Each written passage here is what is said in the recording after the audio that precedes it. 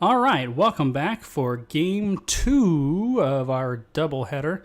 This time we're going to be moving from Division D East to Division C West. PyschoSwarm sitting at 2 wins, 3 draws, 2 losses versus Team Mapitas. They are sitting, well, coming into this week, they were sitting at 2 wins, 5 draws, and a loss. They did pick up a domination earlier versus 4+1. So now sitting at 3, 5, and 1. Pretty respectable results for both sides. Yep. This actually has very similar implications to the last game. PyschoSwarm is sitting in 8th place, the last playoff spot, and they are only 1 point ahead of the 9th place team and only 3 points ahead of the 10th place team. So similar to Wholesome Halfwits, they need to collect all the points they can get to make sure they hold on to their playoff spot. Yeah, every point is going to matter in this last few weeks here for PyschoSwarm. Team Mapitas, on the other hand, I feel like I'm their official team caster just by hapstance. I think this is the 4th time they have been casted by me. Hopefully they enjoy it. Otherwise, I'm just torturing them. But they are sitting in 6th place coming into this week. So a little more secure, but definitely things go wrong. They could fall out. So big game for both teams. And game 1 was PyschoSwarm's choice. Will be played on Dragonshire. What are your thoughts on Dragonshire, Famous? Love Dragonshire. It's an uncomfortably numb special, if anybody is familiar with our side. Really rotationally important map. Big note on the bottom lane, where you have 2 siege giants. Oh, 2 siege giants in a hard camp, which can push down that lane. I actually had you up on Twitch, and your audio just kicked in. Threw me off a little bit. Yeah, so that can push down that bottom lane really powerfully, and then Dragon Knight is one of the hardest scaling objectives in the game and can really, really chunk structures late game. I'm glad to hear this is a uncomfortably numb special. Dragonshire wasn't one of my team. I'm first pick Nova, one of our team's map, but kind of this season, we've just kind of fallen into it, and we had 2 of our strongest games on it. So I think we're cheating on Infernal Shrines with Dragonshire. That's fair. Welcome to the dark side then. Dragonshire's pretty great. Not many teams at NGS like it that much. So. And I'm just going to go on a little side story because we're waiting for one of these teams here. Our game last week, we had a really tight game on Dragonshire, and it was one of those where toward the end of the game, the 2 teams were playing, Ring Around the Rosie and trading, trading the shrines, and neither one could get the DK, right? And I've been having kind of a rough season, so beating myself up a little bit. I do most of my team shot calling. So we were mid lane. The other team had a Chromie and a Hanzo. And Chromie took the vision at 1. So plenty of vision tool, right? They knew where we were all the time. So they have bottom. We have top. Both teams ready now. So I'm going to click the start button while I finish this story. And this is a nice little educational story too, because it goes to the value of playing with the vision. So we're in mid lane, we're rotating to bottom to defend the shrine that we have. Hanzo puts down an arrow. They see all of us rotating bottom. And I say, as soon as this vision expires, everybody bull rush top. Yeah. As soon as it expired, everybody turned around and ran top. They kind of stumbled into us. You could tell by how they were moving that they didn't expect us to be there. And as soon as the 2 teams collided, they just ran backwards. Okay. We capped top and capped the DK with about a half a second to spare. And there was no keep bottom. It was like minute 21. So it was an auto win with the DK. So we managed to win the game with no late game team fight just by playing with that little vision. That was my moment of glory this season because I haven't had many of them. That's awesome. Yeah, those. Okay, this is our moment. So I got a game-winning shot call by just playing with Hanzo Zero. That's great. That snap decision, just turn around and fire it up top. I like it. Very well done. So Team Mapitas. Oh, I just realized something I have to do. We'll go ahead and fix those logos. Takes the first ban on the Stukov, and now we have PyschoSwarm banning Maiev.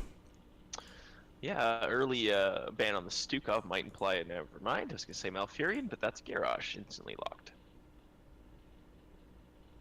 Garrosh did receive a minor nerf. Not sure how he sits right now. It's a 0.25 second removal off of his Q stun, which was 0.75 seconds, but is now 0.5 seconds. I don't think it's going to make that much of a difference. It might mess with his little combos. Maybe. Get the throw into the root into the taunt. I'm not sure how it plays out. There's the Malfurion pickup. Are we going to see the ETC instead of the Diablo? Okay. Yeah, ETC's does fairly well into the Garrosh matchup. You can kind of control him, not let him get in there and throw your teammates around with the bumps from ETC. Yeah, ETC is my highest level hero in my main, and I pick on other ETC players when they don't take the increase in the W range at 4. Oh God, yes. They're the best talent. With the exception of if the other team has a Garrosh or a Stitches, only then will I consider Crowd Surfer to go to safety through the enemy team's fortifications. I don't think I haven't picked the W talent. Like I think I've always picked the W talent. Is what I'm trying to say. As unclear as that was, and I think since it became the talent, I agree. It's just so good. 99% of the time, it's my pick. Every once in a blue moon, there'll be a reason where I want the Crowd Surfer to get myself out of trouble, maybe. But yeah, but 99% of the time, it's the W range increase that I can't remember the name of the talent. Yeah, actually, I can't either. Loudspeakers? Yeah, loudspeakers. There it is. I've played so much ETC too. Yeah, I've got him at like level 87. You'd think I would know all of those talents by name. So we do see a rather early Uther pickup. It's kind of a bold move. Uther is one of the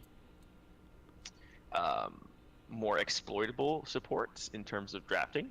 For sure. If you draft him early, you can draft poke style comps on the other side, lots of poison damage like Gul'dan, and they can really punish him.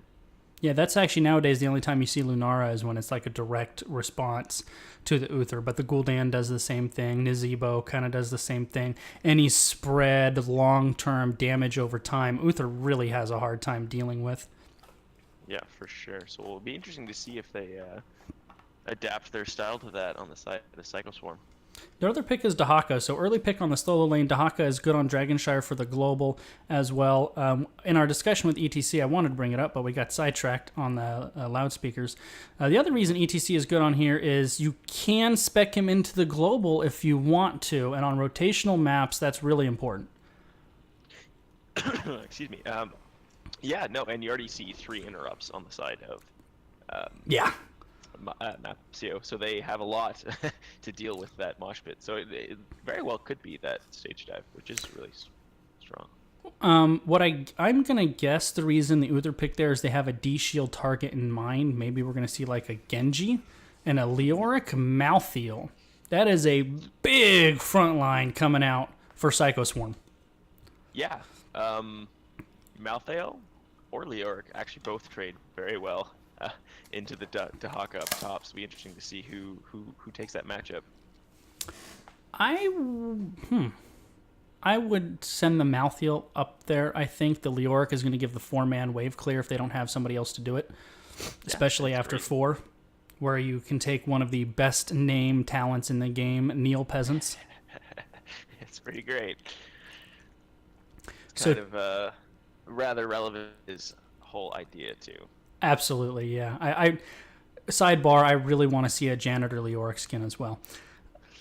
It's been prophesized for some time. So Quite nice. yeah, This concept art. But yeah, it's beautiful, man. 2 picks out of Mapitas. It's got to be 2 backliners, you would think, right? I like the Genji. I like that a lot.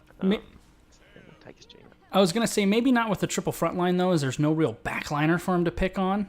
So maybe maybe that's what took them so long. Is they're like, who's Genji gonna go pick on now that they don't have a backliner really? That's fair. So instead, they spin into the Tychus, who does a reasonable job of melting down ETC.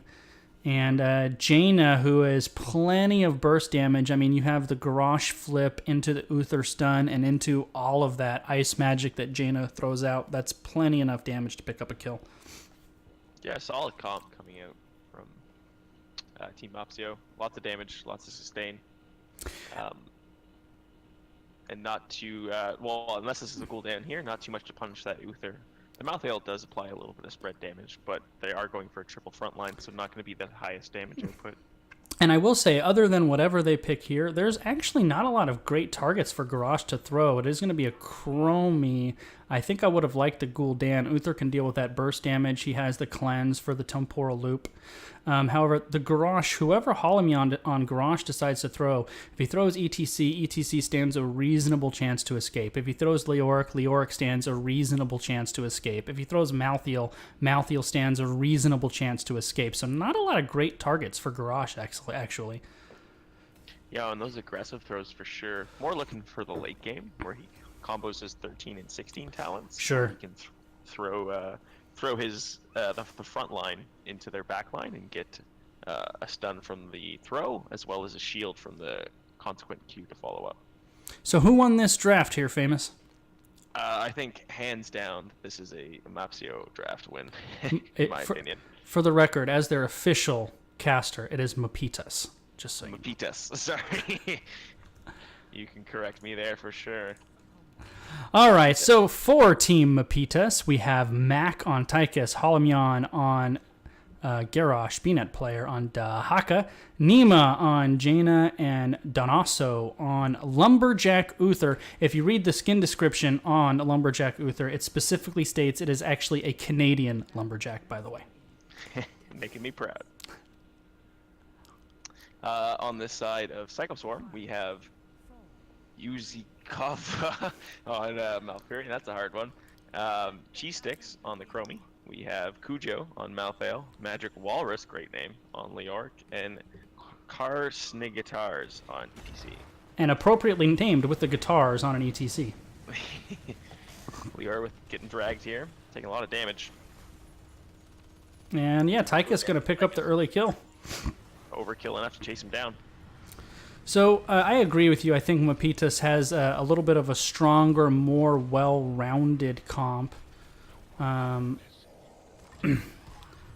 What does PyschoSwarm need to do if they're who's the most important player on their team if they're going to overcome that and pick this up? Yeah, it's definitely Cheese Sticks. They've elected to go with a single backliner who has to be the hyper carry, but they chose a mage who can often strike. Oh, there's a kill on, should be a kill on their Malfurion player with a good flip into root, or flip into stun. And not just I'm going to build on what you said, not just a solo carry assassin, but I mean, maybe the most skill shot based of the assassins, so if Cheese Sticks is struggling a little bit with the skill shots, they're just not going to have enough damage. Yeah, and like you said earlier in the draft, Uther does a really good job mitigating a lot of that Chromie damage. Like, he's probably the best support to deal with the Chromie. So Dahaka and Leoric squaring off in the top lane. Mapitas, way to talk about it too, but sometimes as Garrosh, it can be a little hard to run up and get those tosses. What makes it easier is Jaina permaslows. We might see an early Dragonite. This is going to be close, and they get it. Yeah, early Dragonite, not that big of a deal, but a little bit of a macro mistake there on the side of Team Mapitas to allow the early DK for PyschoSwarm. PyschoSwarm's going to get some big value out of this because Cujo actually got the siege camp on bottom. It's going to get free push as well. Yeah, early DK is what you want to do. By the way, positioning on these DKs is important. If there's no minions to tank it, you stand all the way top or all the way bottom, so only one of the turrets can attack you if there's no minions. But you want to get wall and then rotate down. So you got front wall here, now go ahead and rotate down to bottom because you're not going to get much more out of that. For sure. Getting 2 towers from a 1.5, 2-minute DK is actually pretty reasonable. So good job from them. Yeah, I netted them about a 3-quarter lead, despite the fact that they're actually down 2 kills to none. In the top lane, Leoric, I assume, went Neo Peasants. We're going to double check, and he did. Giving Dahaka a hard time up here. Yeah, he trades really well. The wave clear is about even, but the drain hope is quite powerful on the Dahaka player, whose only real way to mitigate that is to burrow underground. Yeah, it's to duck. Duck and cover. Yeah, and Garrett gets the throw on Malthael on bottom lane, thrown into the towers, but he teleports through and gets right out. Yeah, and that's what we were saying. Not a lot of good toss targets for Halimeon to pick on. And if Dahaka is going to, slowly lose top lane, in order to get value out of that pick, they need to communicate those globals well and get some picks in the rotations with the Dahaka. Yeah, a good time to bring down Dahaka is when your opponent's going for a siege camp. But unfortunately, that was already camped pretty early in the game, so they won't have that opportunity for another 50 seconds. I really like what Halimeon's doing here on Garrosh. Nice flip and a toss, but once again, Kujo's just going to teleport away, or not. The Uther's done there to follow up. His team coming out. He's going to get the slide on Uther here. Yeah. Root. And there's the Chromie damage. Not quite enough to finish him off, as he did have the armor procced. Yeah, it's what we were talking about before. Just not enough burst to get through that Uther healing. Yeah, maybe once her quests are done and some of her talents come online, but as of now, unless Chromie catches Jaina, it's going to be a hard time. What I started to comment on is I really like what Halimeon's doing on Garrosh. He's really focusing on controlling this Bermuda Triangle here in the middle. Vision is so limited there, and it's a great, great place to get some picks. Tanking mid here and trying to rush this fort, and they're going to get it. That's a free fort. Great call by Team Mapitas. Yeah, and get some easy experience there for sure. And what we didn't mention, the reason they were able to do that is PyschoSwarm actually tried to rotate on Dahaka, didn't get the kill, and the immediate response to that rotation was to Zerg that tower. An excellent macro decision coming out from Mapitas, as I pronounced that correctly. Yeah, you got it. Yeah, Leoric was forced to back before. He was out of mana. Now he's all healthy. Now, Dahaka might be in trouble here. Both Kujo and Magic Walrus here. He does land the tongue on Kujo. They get the teleport. There's supposed to be body block. Not going to go for it. He gets out safely. So nice play by BNet player to use the, what's his W? The Swarm. Dark Swarm to kind of go through the body blocks. And Malf uses the root to secure the kill on the Jaina, but we missed that. So somewhere in the bottom. So that was probably a Chromie Malf combo here to pick up the Jaina.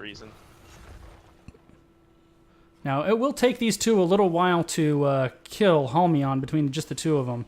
Garrosh, though, really no threat by himself down there either. However, Tychus and Uther showing up to the party. Malf in trouble. Malfury for sure in trouble. Good route, though. A noble attempt to try and escape. Nice positioning of the Slowing Sands, early heroic for Cheese Sticks, using it as a great zoning tool. Team Mapitas has secured both altars, but nobody to channel, and BNet player collapsed on again and running away again, using the speed out of the bushes there.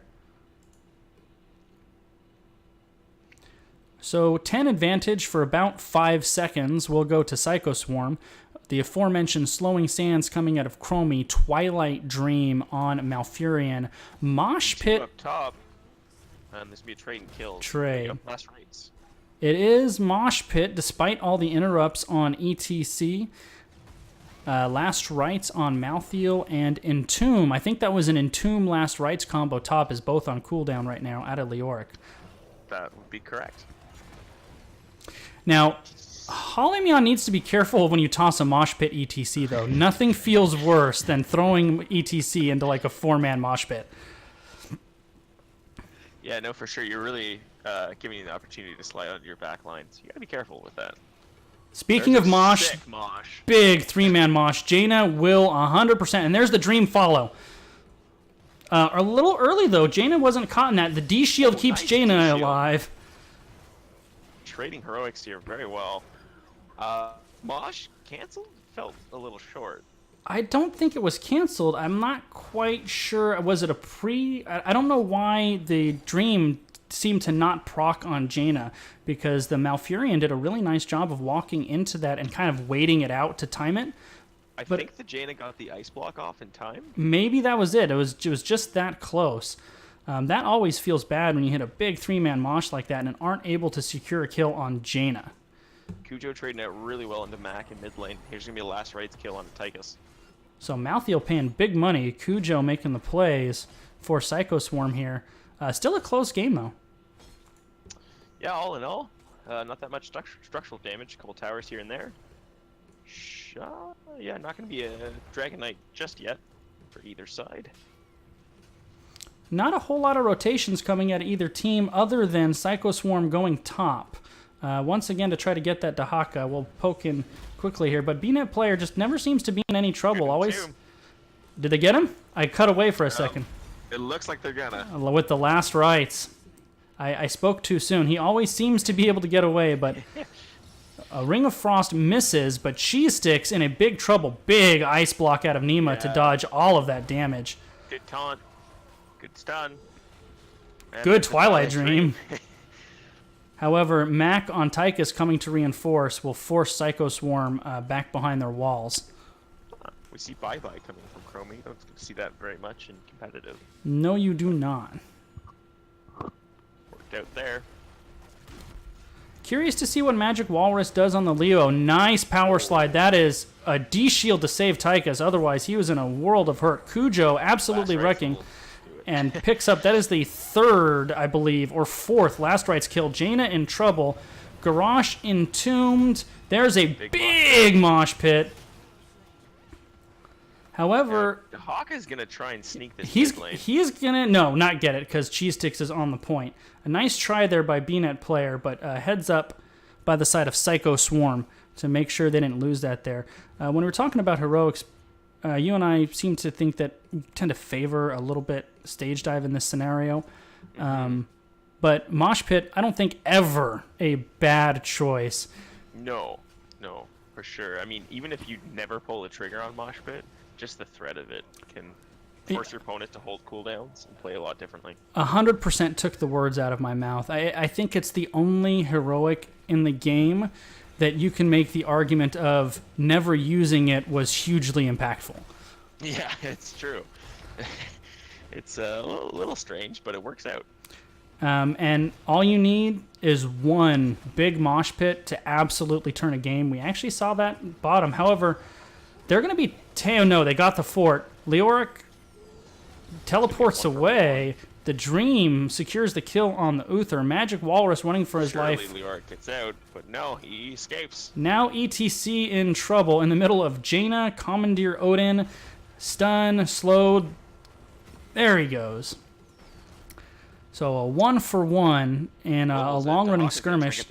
Real close on Chromie. Yeah, just missed the tongue.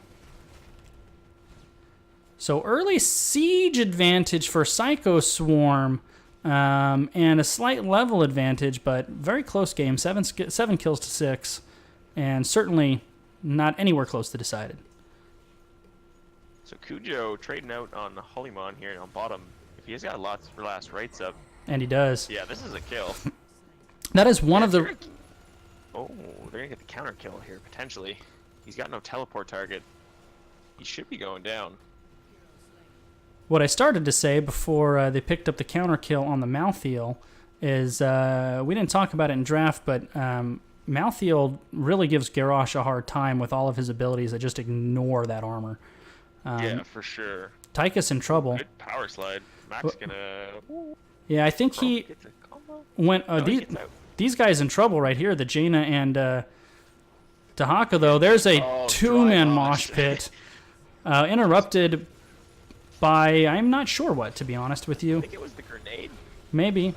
Mouth goes down despite a 3-man Twilight Dream. Leoric going in deep. There's the Q and the Drain Hope. However, now Leoric in no man's land as his Ghost Walk is down.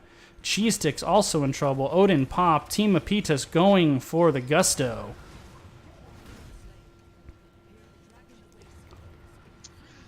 Yeah, all in all, a 2-for-1. Yep, and assuming Burrow is up, this could easily be...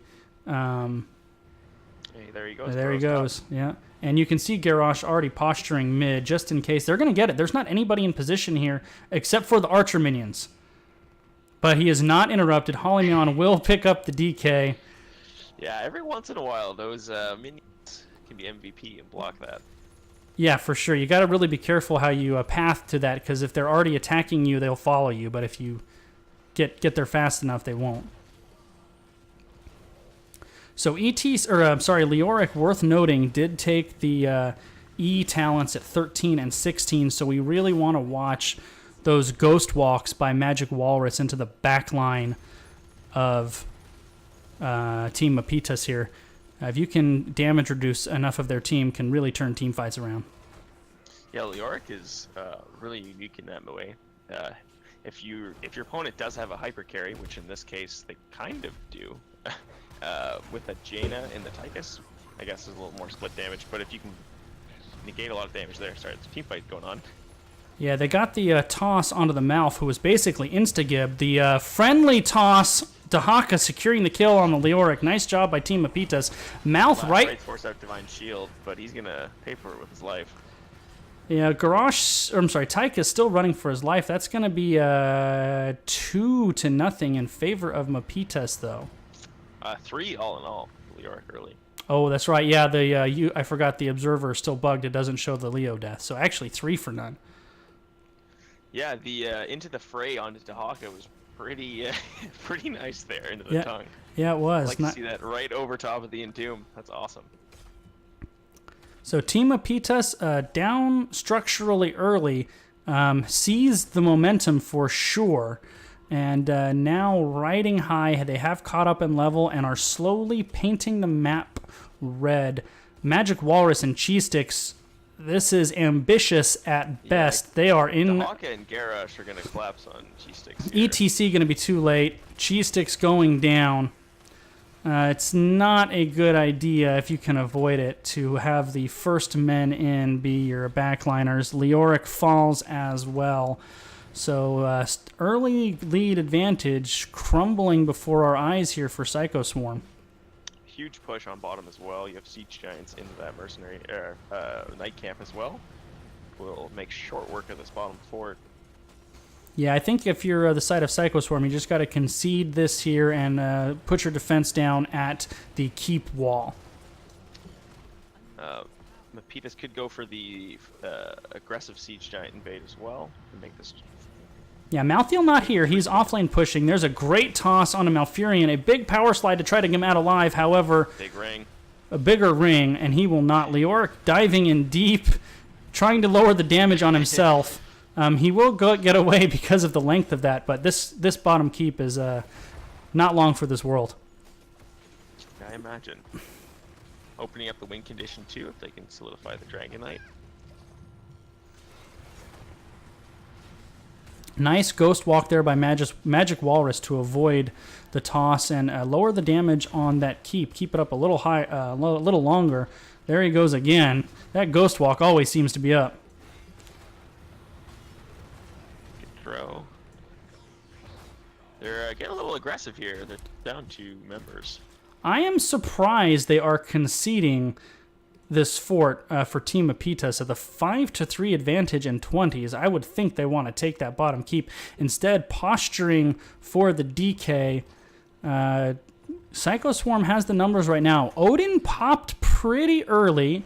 I imagine we're going to see the rotation out of Dahaka here shortly. Malthael is going to be top, though. Leoric probably bought enough time as Malthael is on the top and no DK coming out for the side of Mapitas. Magic Walrus running for his life again. Great peels by Karn's guitar on ETC. Yeah, that on a pale horse paying dividends getting Malthael out there quick enough. For sure, and he looks like he's considering the flank but opting not to, and that's probably the right call. PyschoSwarm in trouble. They're too far forward. They're going to get flanked here hard. Yeah. This could be a big problem. They just get 20, though. Malthael's tangling with Dahak in mid lane. Big Ring of Frost again. Homie with a huge combo. Hollymon in trouble. However, Uther is the first to fall. A mosh pit to save his own life, and it works. However, no deaths come out of it. And not enough follow-up on the mosh, but good attempt. Yeah, it was. So, early Uther kill However, he probably used that ghost healing to maybe turn that fight a 3-for-1 in favor of Team Mapitas, and they are going to secure an 18-minute DK here in just a minute or two. Uther did opt for Bulwark of Light. Redemption would have brought him back there. Yeah, it's very unusual to see anything but Redemption at a Uther post 20. Yeah, that would have been to each their own, I suppose, but I think that might be something that Mapitas might look at in the future. Yeah, the only time, and not that Bulwark of Light is never picked, but typically when you see it picked, it's because you have that hyper carry that's going crazy, like the Genji diving or like a Greymane, something where you're really relying on that to maybe add it in. They don't really have that type of carry, and I think definitely the Redemption is the more traditional pick. However, this would be Core going down here. Yep, this is going to be Dragon Knight. Game 1 in favor of Team Mapitas in a game marked by brawling and a lot of action throughout. As a caster, I will say one of the hardest maps to observe on is Dragonshire because so much going on all the time. Yeah, you do have those rotations. Teams tend to split off a little bit more. Solo lanes are a constant brawl over that top shrine as well. They never get enough credit. Nobody can ever watch them. MVP that game, I'm going to give that to Nima. I think there were 4 Ring of Frosts that were just backbreaking. And, Cheese Sticks did an admirable job with regards to damage, top damage in the game. Cujo, actually, big damage too. But that's very impressed with Cujo's play. Yeah. Lots of solo kills, lots of just tons of damage output, honestly. A Malthael doing 55k damage. That's more than Tychus and the Jaina. That's pretty impressive. Yeah, I think it was they did not punish the early Uther as much as they could have. Uther was equipped to deal with that kind of damage. You saw a couple of big D shields that turned kills around. Saw armor proccing a couple times that really nullified the damage. Chromie's a burst assassin. Uther's a burst healer. Yeah, they for sure kind of drafted into the hand of Mapitas. All right, so game 2 will be on Volskaya Foundry, the newest map in Heroes. How do you feel about Volskaya? I have mixed feelings for Volskaya. It's interesting. I like the camp mechanics. You have the items. It's kind of fun, a little different. The objective, I think, is pretty darn powerful. And you can snowball games pretty effectively by taking as many towers as you can in the early game. Maybe removing wells in future. What's not Punisher? What is the giant robots? The Triglov Protector. The Triglov Protector's spawning locations. So you can remove the well and the wall with your first. If you win the first one for the second one, which kind of helps you win the next one, and so on and so far. Now, ironically, you said you like the kind of different Merc Camp items. That's actually my least favorite part of this. Yeah, I don't know why. I don't know. I feel it's a little awkward, but it is different. And I don't think I'd like another map with it, but just having one that's just a little bit different Sure. flavor. Sure. Yeah. Changes things up a bit. It'll be interesting to see if one team kind of monopolizes the items. That tends to happen in competitive on Volskaya. You just end up with like 4 friggin' turrets and a healing pad. Happened to my team the last time we played there. We had